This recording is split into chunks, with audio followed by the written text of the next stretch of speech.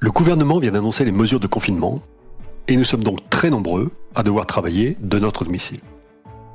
L'esprit de solidarité doit nous animer et l'équipe Halifax Consulting a réalisé ce module e-learning à l'attention de tous ceux qui découvrent le télétravail. Alors, êtes-vous prêts à travailler à distance ?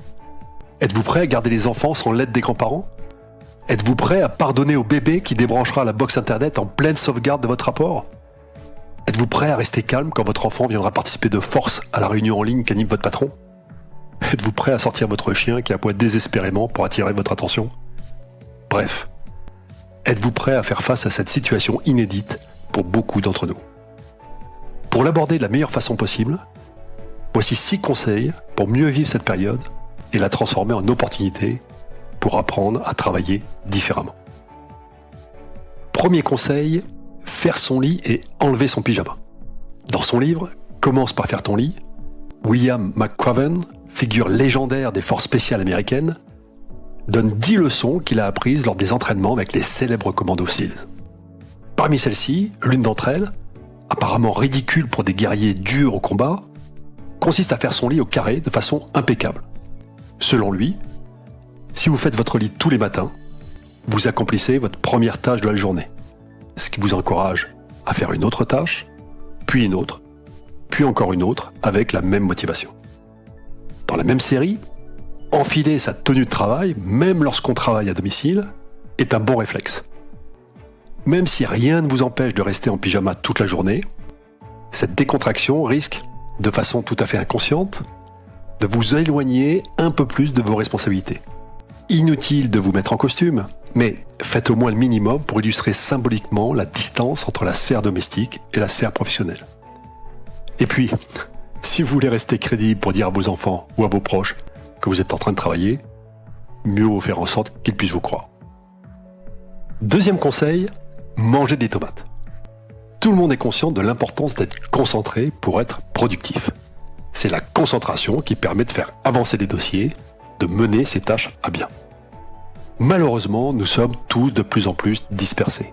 Chaque jour, en moyenne, grâce à nos smartphones, adultes ou adolescents, nous subissons entre 50 et 150 interruptions. Et ça, c'est chaque jour normal. Imaginez maintenant ce qui vous attend à la maison.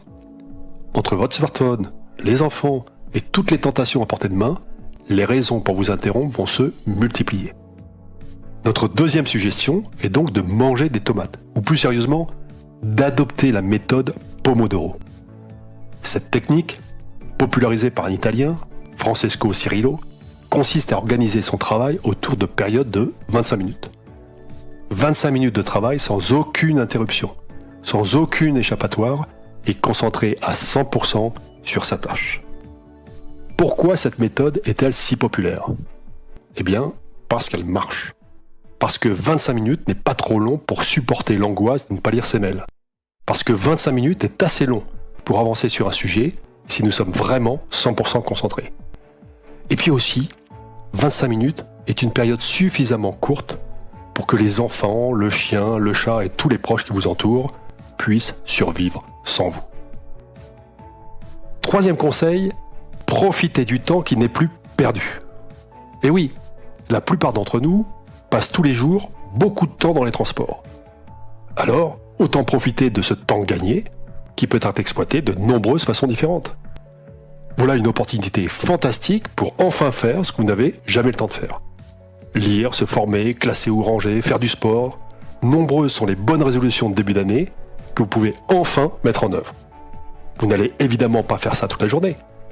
Mais si vous décidez d'y consacrer, ne serait-ce que le temps que vous perdez inutilement dans les transports, vous aurez le sentiment de progresser tous les jours, ce qui sera une belle façon de traverser cette période. Quatrième conseil, rendre service aux clients qui s'ennuient. Puisque vous écoutez ce module, vous allez avoir la force, l'énergie et la motivation pour passer cette crise sans difficulté et en sortir plus fort, aucun doute. Mais tous vos interlocuteurs, tous vos clients, ne sont peut-être pas aussi forts que vous. Vous imaginez la déprime de tous ces décideurs injoignables ?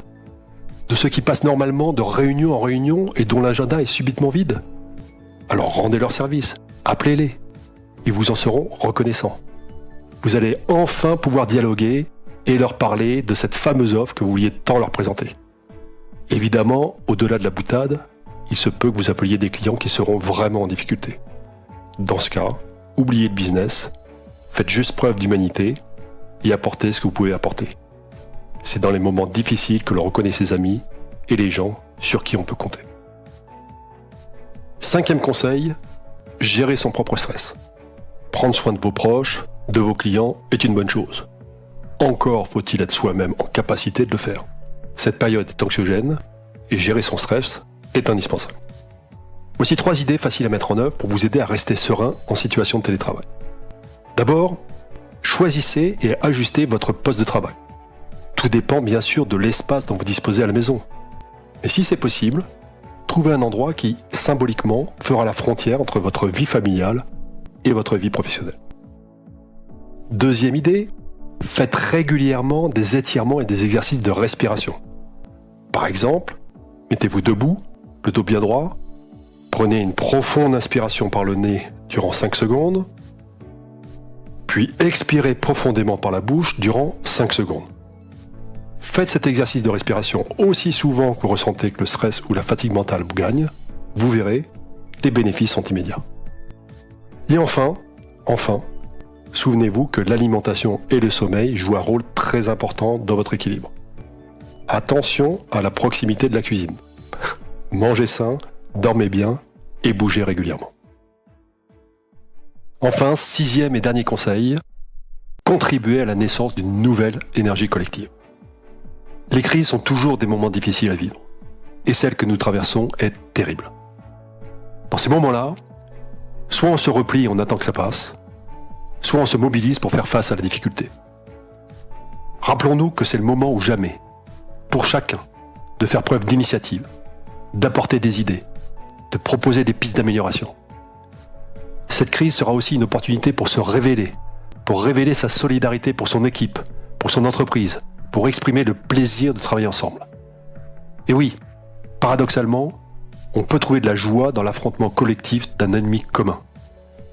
Et en ce moment, l'ennemi commun est connu de tous.